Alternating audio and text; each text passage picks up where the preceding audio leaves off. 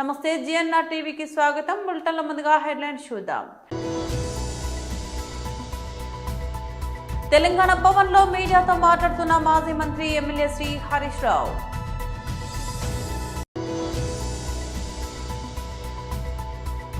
Hyderabad press club లో 75వ రాజ్యాంగ దినోత్సవ వేడుకలు.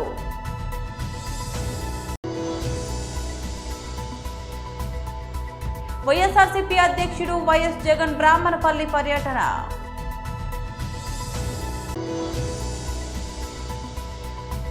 ఆన్లైన్ వేధింపులపై సమంత పోరాటం, ఐక్యరాజ్య సమితితో కీలక భాగస్వామ్యం. తెలంగాణ భవన్లో మీడియాతో మాట్లాడుతున్న మాజీ మంత్రి ఎమ్మెల్యే శ్రీ హరీష్ రావు. గత కొద్ది రోజులుగా కాంగ్రెస్ ప్రభుత్వం రూపకల్పన చేసి నిన్న కేబినెట్లో ఆమోద ముద్ర వేసుకున్నారు. సాక్ష్యాధారాలతో సహా ఈ పవర్ స్కామ్ను ఈరోజు బీఆర్ఎస్ పార్టీ బయటపెడతా ఉంది. అక్షరాల 50,000 కోట్ల స్కామ్. ఈ స్కామ్ ఈ 50,000 కోట్ల స్కామ్లో దాదాపు 30 నుంచి 40% కమిషన్లు దొబ్బడానికి వీళ్ళు రూపకల్పన చేసుకున్నారు. రేవంత్ రెడ్డి ప్రభుత్వం ఎప్పుడు ఏం మాట్లాడినా, ఏం చేసినా, ఏది చేయకపోయినా దాని వెనుక ఒక మిషన్ ఉంటుంది. ఆ మిషనే కమిషన్. ఉత్తగా ఏం చేయడిగా, ప్రతి దాని వెనుక ఒక మిషన్ ఉంటుంది. ఆ మిషన్ కమిషన్. ఇది రేవంత్ రెడ్డి ప్రభుత్వం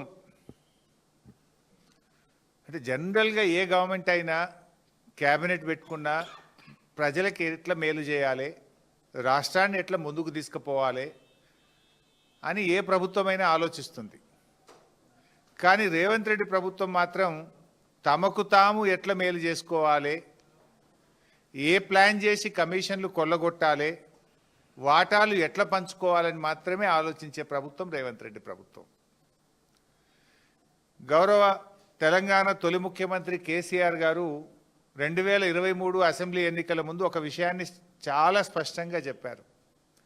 కాంగ్రెస్కు అధికారం ఇస్తే రాష్ట్రంలో అరాచకం రాజ్యం వెళ్తుంది అని కేసీఆర్ గారు చెప్పిన మాట ఇవాళ అక్షర సత్యమని తేలింది. జనరల్గా ఇప్పుడు మనం చూస్తుంటాం కాంగ్రెస్ గవర్నమెంట్లో బయట ఈ మధ్య వాటాల కోసం మంత్రులు దండుకునే విషయాన్ని కూడా చూస్తున్నాం. స్వయంగా కేబినెట్ మంత్రుల కుటుంబ సభ్యులే రోడ్ల మీదకి వచ్చి వాటాల విషయాల్లో వచ్చిన తేడాలు వాళ్ళే చెప్తున్నారు, మేం చెప్పడం కాదు.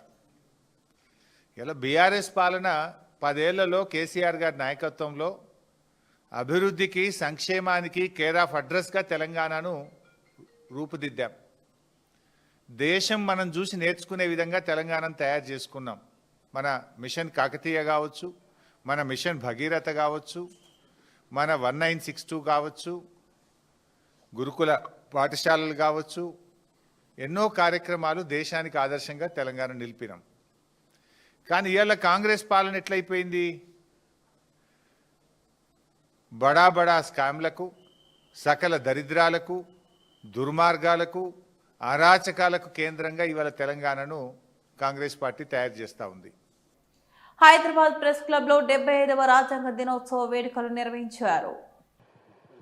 చప్పట్లతో భారత్ మాతాకి డాక్టర్ బిఆర్ అంబేద్కర్ గారి ఆశయాలను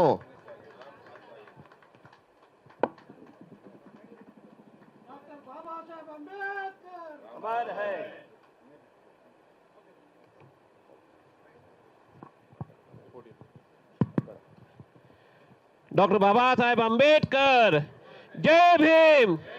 ఇప్పుడు రాష్ట్ర అధ్యక్షులు గౌరవనీయులు శ్రీ రామచంద్ర గారు మాట్లాడతారు.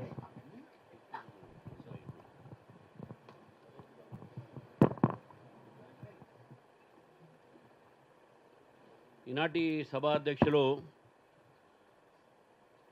భారతీయ జనతా పార్టీ తెలంగాణ రాష్ట్ర దళిత్ మోర్చా అధ్యక్షులు శ్రీ కాంతి కిరణ్ గారు, అదేవిధంగా రాష్ట్ర ప్రధాన కార్యదర్శి శ్రీ డాక్టర్ ఎన్ గౌతమ్రావు గారు, అడ్వకేట్ అశోక్ విమల గారు, అదేవిధంగా ఎస్ కుమార్ గారు, జాతీయ దళిత్ మోర్చా కార్యదర్శి, అదేవిధంగా మన దేవేంద్ర గారు మాజీ కమిషన్ మెంబర్, మన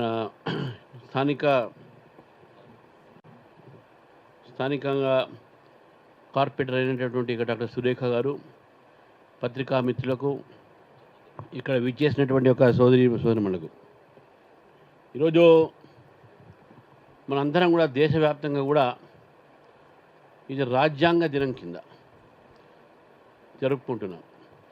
భారతదేశానికి స్వాతంత్రం వచ్చింది 15 ఆగస్టు. భారతదేశం ఒక రిపబ్లిక్గా మారింది 26 జనవరి. కానీ ఈ రిపబ్లిక్ కావడానికి కారణము మన రాజ్యాంగము. ఆ రాజ్యాంగాన్ని దాదాపు 2 సంవత్సరాలు 2-3 నెలలు చేసి రాసి ఒక 300 చిల్లర మనుషులు వాళ్ళు రాసిన తర్వాత పాకిస్తాన్ విడిపోయిన తర్వాత 250 మంది మిగిలి వాళ్ళందరూ కూడా కష్టపడి రచించినటువంటి ఒక రాజ్యాంగము ఈరోజు మన భారతదేశంలో మనకు మార్గదర్శనమైనటువంటి ఒక భగవద్గీత మనకది. ఈరోజు దేశానికి ఎప్పుడు సంక్షోభం వచ్చినా ఆ సంక్షోభానికి మనకు ఏదైనా జవాబు ఉన్నది అంటే మన రాజ్యాంగమే. హంగ్ పార్లమెంట్ వస్తే ఏం చేయాలి, ఎవరికి మెజారిటీ లేకపోతే ఏం చేయాలి, డిఫెక్షన్స్ చేస్తే ఏం చేయాలి, ఇంకా ఏదైనా అంటే ఇంకా ఏం చేయాలి అనేది మొత్తం రాజ్యాంగంలో ఉన్నది. కానీ చాలామంది ఇక్కడ చిన్న విద్యార్థులు ఉన్నారు, ఇక్కడ వాళ్ళందరూ కూడా తెలుసుకోవాల్సిన అవసరం ఏంటంటే రాజ్యాంగం రచించేటప్పుడు రాజ్యాంగం నిర్మాణం చేసేటటువంటి వ్యక్తుల్లో మన ఒక తెలుగు వాళ్ళు దాదాపు 6 ఉన్నారు. ఆ తెలుగు వారితో పాటు డాక్టర్ అంబేద్కర్ గారు దాని యొక్క అధ్యక్షత వహించి ఈ యొక్క రాజ్యాంగ నిర్మాణాన్ని ప్రపంచంలో అనేక ఒక దేశాల్లో ఉన్నటువంటి రాజ్యాంగాన్ని ఈరోజు చదివి దాంట్లో మంచి గుణాలను తీసుకొని మన రాజ్యాంగం రచించి ఈరోజు మనము ఈ యొక్క సందర్భంగా రాజ్యాంగాన్ని మనం ఎందుకు చదవాలి, రాజ్యాంగాన్ని ఎందుకు గౌరవించాలనే విషయం తెలుసుకోవాలి. వైఎస్ఆర్సీపీ అధ్యక్షుడు వైఎస్ జగన్ బ్రాహ్మణపల్లె పర్యటన, దెబ్బతిన్న అరటి తోటలను పరిశీలించి రైతులతో సంభాషించారు. రైతు కోసం తప్పించిన పరిస్థితులు అప్పుడు చంద్రబాబు నాయుడు గారు ముఖ్యమంత్రి అయిన తర్వాత రైతుల బ్రతుకులు మొత్తం తిరోగమనంలోకి చేరాయి. దాదాపుగా చంద్రబాబు నాయుడు గారి ప్రభుత్వం మొత్తం చూస్తే ఈ 18 నెలల కాలంలో ఈ 18 నెలల కాలంలో దాదాపుగా 16 సార్లు కరువు వల్లనో లేకపోతే వరదల వల్లనో అతివృష్టో అనావృష్టో రైతులు నష్టపోయిన పరిస్థితులు, ఇన్పుట్ సబ్సిడీ ఇవ్వాల్సిన ఆవశ్యకత కలిగిన పరిస్థితులు. ఈ 18 నెలలలో 16 సార్లు అటువంటి పరిస్థితులు ఉత్పన్నమైతే ఇన్పుట్ సబ్సిడీ చంద్రబాబు నాయుడు గారు ఇవ్వాల్సిన అవసరమున్న పరిస్థితులు ఉత్పన్నమైతే చంద్రబాబు నాయుడు గారి 18 నెలల్లో రైతులకు చేసింది ఏమిటి అంటే బోర్డు 0. నిన్న జరిగిన తుఫాను కూడా లెక్కేసుకుంటే ఇన్పుట్ సబ్సిడీనే దాదాపుగా 1100 కోట్ల పైచిలకు రైతులకు ఇవ్వాల్సిన input subsidy first of all లెక్కలు తగ్గించి చూపిస్తూ ఉన్నారు. రైతులకు ఇవ్వాల్సి వస్తుందేమో అని చెప్పి కనీసం ఆ తగ్గించిన లెక్కలైనా కూడా కనీసం ఇస్తూ ఉన్నారు అని అంటే అది కూడా ఇవ్వని పరిస్థితి, ఎగరగొట్టిన పరిస్థితి. రైతులకు ఒక హక్కుగా ఇటువంటి విపత్కర పరిస్థితులు ఏదైనా వచ్చినప్పుడు, కరువులు వచ్చినా, వరదలు వచ్చినా, ఇంకొకటి వచ్చినా ఒకవైపున ఇన్పుట్ సబ్సిడీ ఇవ్వాల్సింది ఎగరగొడతా ఉన్నారు. సీజన్ ముగిసేలోగానే ఇవ్వాల్సిన ఇన్పుట్ సబ్సిడీని ఎగరగొడతా ఉన్నారు. రెండోది రైతులకు హక్కుగా ఉచిత పంటల బీమా అన్నది రైతులకు ఒక హక్కుగా వైఎస్ఆర్సీపీ ప్రభుత్వ హయాంలో కల్పించిన హక్కును చంద్రబాబు నాయుడు గారు ముఖ్యమంత్రి అయిన తర్వాత ఆ హక్కును కాలరాశాడు.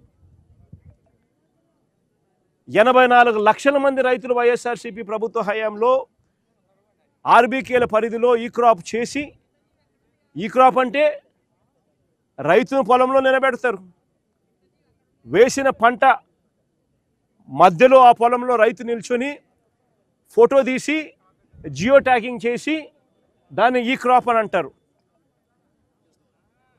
అలా ఈ క్రాప్ చేసి ఆర్బీకేకి అనుసంధానం చేసి మొత్తంగా దాదాపుగా 84 లక్షల మంది రైతులు ఉచిత పంటల బీమా సౌకర్యం గతంలో కలిగిన పరిస్థితి. రాష్ట్ర ప్రభుత్వమే రైతుల తరఫున ఉచిత పంటల బీమా కట్టి రైతులకు ఒక హక్కుగా ఇచ్చేది. అలా కట్టడం వల్ల రైతులకు 5 సంవత్సరాలలో దాదాపుగా 7,400 కోట్ల రూపాయలు ఉచిత పంటల బీమా ద్వారా రైతులకు మేలు జరిగిన పరిస్థితులు గతంలో వైఎస్ఆర్సీపీ ప్రభుత్వం. ప్రముఖ సినీ నటి సమంత మహిళలపై పెరుగుతున్న ఆన్లైన్ వేధింపులకు వ్యతిరేకంగా పోరాడేందుకు ముందుకొచ్చారు. ఈ బృహత్ కార్యం కోసం ఆమె ఐక్యరాజ్య సమితికి చెందిన UN Women ఇండియాతో చేతులు కలిపారు. ఆన్లైన్ వేదికగా మహిళలపై జరుగుతున్న హింసను అంతం చేయటమే లక్ష్యంగా నవంబర్ 25 నుంచి డిసెంబర్ 10 వరకు 16 రోజుల పాటు జరిగే ప్రత్యేక ప్రచార కార్యక్రమంలో తాను పాలు పంచుకుంటున్నట్లు సమంత ఇంతకు ముందే స్వయంగా వెల్లడించారు. ఈ సందర్భంగా సోషల్ మీడియాలో తనకున్న 37 మిలియన్ల ఫాలోవర్స్ ను ఉద్దేశించి మాట్లాడుతూ ఆన్లైన్ వేధింపులపై తన అనుభవాలను పంచుకున్నారు. సోషల్ మీడియాలో అసభ్యకరమైన కామెంట్స్, ఆన్లైన్ బెదిరింపులు, డీప్ ఫేక్ ఫోటోలు వంటి అనేక రూపాల్లో మహిళలు హింసకు గురవుతున్నారు. ఒకప్పుడు ప్రత్యక్షంగా జరిగే ఈ వేధింపులు ఇప్పుడు డిజిటల్ స్క్రీన్లపైకి చేరాయన్నారు. ఇది మానసికంగా కృంగదీస్తుందన్నారు. ఆత్మవిశ్వాసాన్ని దెబ్బతీస్తుంది అని ఆమె ఆవేదన వ్యక్తం చేశారు. తాను కూడా ఎన్నోసార్లు ఇలాంటి పరిస్థితిని ఎదుర్కొన్నానని తెలిపారు. మహిళల్లో ఈ అంశంపై అవగాహన పెంచడమే ఈ ప్రచార కార్యక్రమం ముఖ్య ఉద్దేశమని సమంత స్పష్టం చేశారు. ఆన్లైన్ హింసను అరికట్టడానికి మరింత బలమైన వ్యవస్థలు, కఠినమైన చట్టాలు తీసుకురావాల్సిన అవసరం ఉందని ఆమె అభిప్రాయపడ్డారు. UN Women ఇండియా నిర్వహించే ఈ కార్యక్రమంలో భాగం కావడం తనకు దక్కిన గౌరవంగా భావిస్తున్నట్లు సమంత పేర్కొన్నారు.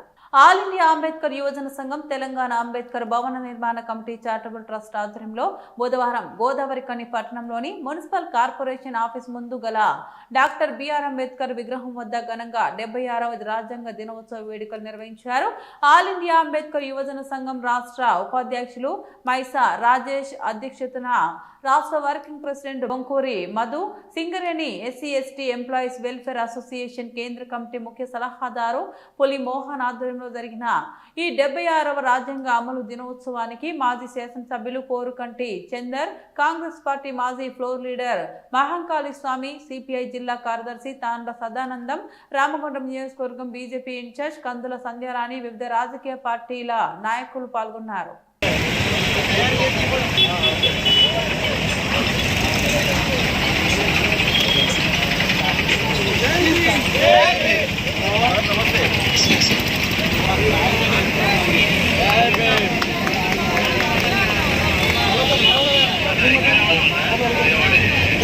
ప్రపంచ దేశాలకు మార్గదర్శనం చేసిన గొప్ప నాయకుడు, దళిత జాతి ముద్దుబిడ్డ.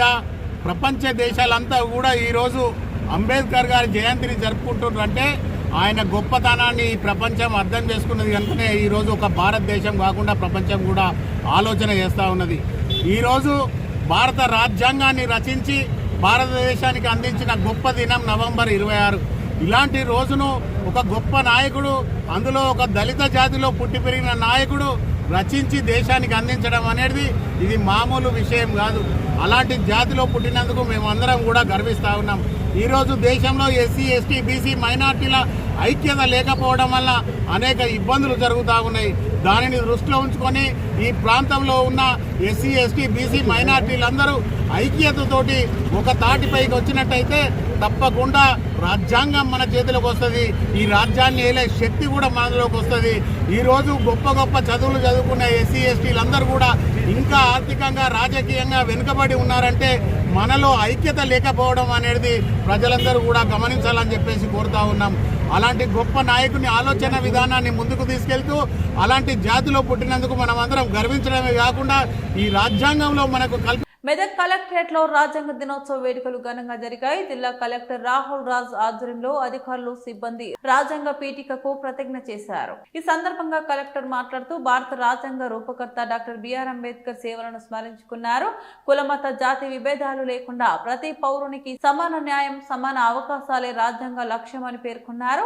హక్కులతో పాటు విధులు, బాధ్యతలు కూడా పాటించడం ప్రతి పౌరుడి కర్తవ్యమని కలెక్టర్ హితవు పలికారు. మనకి దాంట్లో డిఫైన్ చేయడం జరిగింది. సో ఆ constituent assembly each and every section కి సో వాళ్ళు డిఫరెంట్ కమిటీస్ ఏర్పాటు చేసుకొని ఆ కమిటీస్కి ఫామ్ కావడం. సో ఇవన్నీ కూడా చాలా చరిత్రాత్మకమైన ఇయర్స్. సో దాంట్లో మనం చూసుకున్నట్టయితే 1949 ఒక స్పెషల్ ఇది ఉంటుంది మనకి. సో దాంట్లో మనం 26 నవంబర్ రోజు సో ఎన్నో డిస్కషన్స్, ఎన్నో అయినాక అన్ని ఆర్టికల్స్ అన్ని each and every article fundamental అప్పుడున్న ఈస్ట్ పాకిస్తాన్ అంటే ఇప్పుడు ప్రజెంట్ బంగ్లాదేశ్ కానివ్వండి. సో ఇవన్నీ కూడా అదే టైంలో ఇండిపెండెన్స్ వాళ్ళకు కూడా వచ్చినాయి. సో వాళ్ళు కూడా కాన్స్టిట్యూషన్స్ రాసుకున్నారు. సో మన కింద ఉన్న శ్రీలంక కానివ్వండి, సో ఎన్నో నేబరింగ్ కంట్రీస్కి అందరికి కూడా అప్పుడే ఇండిపెండెన్స్ వచ్చేసి వాళ్ళు కూడా సో ముందు వెనుక వచ్చి వాళ్ళందరూ కూడా ఈ కాన్స్టిట్యూషన్స్ రాసుకోవడం జరిగింది. బట్ మన కాన్స్టిట్యూషన్ ఎంత స్ట్రాంగ్ అంటే కూడా ఇయర్ బై ఇయర్ మన టోటల్ అందరూ కూడా ఇంటిగ్రేట్ అయిపోతారు. సో ఇంకా మనం ఇంకా స్ట్రాంగ్ నేషన్గా ఎస్టాబ్లిష్ అయ్యి సో ఇప్పుడు ఇంకొక 1 yearలో మనము థర్డ్ లార్జెస్ట్ ఎకనామీ కూడా కాబోతా ఉన్నాం. ఆల్రెడీ 4th లార్జెస్ట్ ఎకనామీ అయిపోయినాం. $4 billion ఎకనామీ క్రాస్ అయిపోయినాం. ఇంకా కొన్ని రోజులలో మనము ఆల్రెడీ జర్మనీ, జపాన్ ఇవన్నీ కూడా కిందికి వేసిపోయి యూఎస్, చైనా తర్వాత ఇండియానే థర్డ్ లార్జెస్ట్ ఎకనామీగా కూడా మనము కాబోతా ఉన్నాం. Solemnly resolved to constitute India into a sovereign, socialist, secular, democratic republic, and to secure to all its citizens justice, social, economic, and political liberty of thought, expression, belief, faith, and worship, equality of status and of opportunity, and to promote among them all fraternity, assuring the dignity of the individual and the unity and integrity of the nation. So ఇది వాళ్ళ especially Telangana లాంటి రాష్ట్రంకి అప్పుడు హైదరాబాద్ సంస్థానము భారతదేశంలో విలీనం కావడం జరిగింది. So 1947లో మనకి independence వస్తే నల్గొండ డీసీసీ అధ్యక్షుడిగా పుణె కైలాష్ నేతకు అవకాశం కల్పించడాన్ని ఓయూజేఏసీ నాయకులుగా స్వాగతిస్తున్నామని ఓయూజేఏసీ చైర్మన్ బాలకృష్ణ నేత తెలిపారు. ఈ మేరకు ఉస్మానియా యూనివర్సిటీలోని ఆర్ట్స్ కళాశాల వద్ద కార్యక్రమం చేపట్టారు. ఈ సందర్భంగా బాలకృష్ణ నేత మాట్లాడుతూ పున్న కైలాష్ నేత నియామకాన్ని జీర్ణించుకోలేని కొందరు నాయకులు ఆయనపై తప్పుడు ఆరోపణలు చేస్తూ కాంగ్రెస్ అధిష్టానానికి తప్పుడు లేఖలు రాస్తున్నారని మండిపడ్డారు. తక్షణమే ఆ నాయకులు లేఖలను ఉపసంహరించుకోవాలని డిమాండ్ చేశారు. బీసీ నేతకు అవకాశం రావడాన్ని కొందరు అగ్రకుల నాయకులు అక్కసు వెళ్లగక్కడం సరికాదన్నారు. కేవలం అగ్రకుల నాయకులు ఓట్లు వేస్తేనే కాంగ్రెస్ పార్టీ అధికారంలోకి వచ్చిందా అంటూ ప్రశ్నించారు. కాంగ్రెస్ అధిష్టానం 33 జిల్లాలలో డీసీసీ అధ్యక్షులను ఎన్నుకోవడం జరిగింది. అందులో భాగంగా నల్గొండ జిల్లా నుంచి బీసీ బిడ్డ, పద్మశాలి బిడ్డకు వికాసైనటువంటి కాంగ్రెస్ నాయకునికి పున్నా కైలాష్ నేతకు డీసీసీ అధ్యక్షునిగా అవకాశం ఇవ్వడం జరిగింది. ఒక బీసీ బిడ్డకు అవకాశం ఇచ్చినందుకు ఓయూజేసీ పక్షాన కాంగ్రెస్ పార్టీ అధిష్టానానికి సీఎం రేవంత్ రెడ్డి గారికి, మహేష్ కుమార్ గౌడ్ గారికి పేరు పేరున కృతజ్ఞతలు తెలియజేస్తా ఉన్నాము. ఈ యొక్క అధ్యక్ష ఎన్నికను జీర్ణించుకోలేనటువంటి కొంతమంది నాయకులు అధిష్టానానికి లేఖలు రాయడం జరిగింది. వెంటనే ఉపసంహరించుకోవాలని చెప్పేసి వాళ్ళ యొక్క అనుచరులకు, అనుయాయులకు, వాళ్లకు భజన చేసే వాళ్లకు పదవులు రాలేదన్న ఉద్దేశంతో కైలాసన్న మీద అక్కస్తోని పాతగా ఎప్పుడో గతంలో జరిగినటువంటి ఒక వీడియోను వైరల్ చేస్తూ వ్యక్తిగతంగా దూషించిండని చెప్పేసి కేసులు పెట్టడం జరుగుతుంది, లేఖలు రాయడం జరుగుతుంది సీఎం గారికి, అధిష్టానానికి. మేము ఓయూజేఏసీ పక్షాన ముక్త కంఠంతో ఖండిస్తా ఉన్నాము. మేము డిమాండ్ చేస్తా ఉన్నాము, తక్షణమే వెంటనే ఉపసంహరించుకోవాలి, లేఖను ఉపసంహరించుకోవాలి, బీసీ నాయకునికి మద్దతు తెలియజేయాలి. మేము ఒకటే ప్రశ్నిస్తా ఉన్నాం ఓయూజేఏసీగా, మీకు బీసీల ఓట్లు అవసరం లేదా? బీసీల ఓట్లు లేదే మీరు మంత్రులైరా, బీసీల ఓట్లు లేదే మీరు ఎమ్మెల్యేలు గెలిచిర్రా?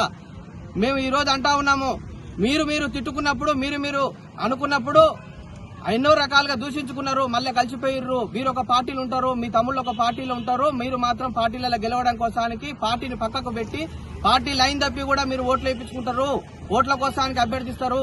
కానీ ఈ రోజు పార్టీ కోసం 2014 నుంచి గత 12 ఏళ్ల నుంచి అహర్నిశలు శ్రమిస్తున్నటువంటి ఒక సామాన్య కార్యకర్త, ఒక బీసీకి ఒక మంచి పదవి వస్తే జీర్ణించుకోలేకుండా ఇట్లా అక్కసేలకడం ఎంతవరకు న్యాయం అని చెప్పేసి మేము ప్రశ్నిస్తా ఉన్నాము. రేపు రాబోయే ఎన్నికలలో ఇదే ధోరణి కొనసాగితే రాబోయే ఎన్నికలలో మేము బీసీలుగా ముక్త కంఠంతో ఏకమైపోయి మీ యొక్క ఎలక్షన్లలో ఏ ఎన్నికలలో పోటీ పడ్డా కానీ మేము ఓడించేదాకా అహర్నిశలు శ్రమిస్తా ఉంటాము. కాబట్టి ఇప్పటికైనా చెప్తా ఉన్నాం, దీన్ని ఖబర్దార్ మీరు ఎవరైతే వ్యతిరేకంగా బీసీ బిడ్డ కైలాష్ నేతకు వ్యతిరేకంగా మీరు పనిచేస్తా ఉన్నారో, మీరు బదనాం చేయడానికి కుట్ర పన్నుతా ఉన్నారో, వైరల్ చేస్తున్నటువంటి వీడియో ఏదైతే ఉన్నదో ఆ వీడియో మార్ఫింగ్ చేసినటువంటి వీడియో, ఆయన అన్నటువంటిది ఆ రోజు బీసీలను కాపాడుకోవాలి, బీసీల కడుపు మండుతుంది, బీసీలకు కక్షపూరితంగా వ్యవహరిస్తున్నారు బీసీల మీద అనే ఉద్దేశంతో మాట్లాడినటువంటి మాట కానీ వ్యక్తిగతంగా ఎటువంటి దూషణలు చేయలేదు. దానికి సంబంధించినటువంటి క్షమాపణలు కూడా కోరుకోవడం జరిగింది. అయినా కానీ మీ మనసు కరగడం లేదు. మీకు కావాలి, మీకు సంబంధించినటువంటి వాళ్లకు పదవులు కావాలి తప్ప బీసీలకు పదవులు వద్దు, బీసీలు రాజకీయంగా ఎదగొద్దు. నల్గొండ జిల్లాలో మొట్టమొదటిసారి ఒక బీసీకి అవకాశం వచ్చింది కాబట్టి మీరు తక్షణమే లేఖను ఉపసంహరించుకోవాలి, బీసీ బిడ్డకు మద్దతు తెలియజేయాలని చెప్పేసి ఓయూజేసీ పక్షాన డిమాండ్ చేయడం జరుగుతా ఉంది. బులెటిన్ ముగించే ముందు మరోసారి హెడ్లైన్స్ చూద్దాం. తెలంగాణ భవన్ లో మీడియాతో మాట్లాడుతున్న మాజీ మంత్రి ఎమ్మెల్యే శ్రీ హరీష్ రావు.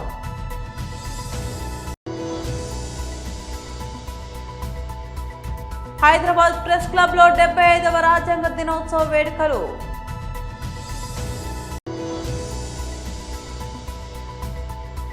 వైఎస్ఆర్సీపీ అధ్యక్షుడు వైఎస్ జగన్ బ్రాహ్మణపల్లి పర్యటన.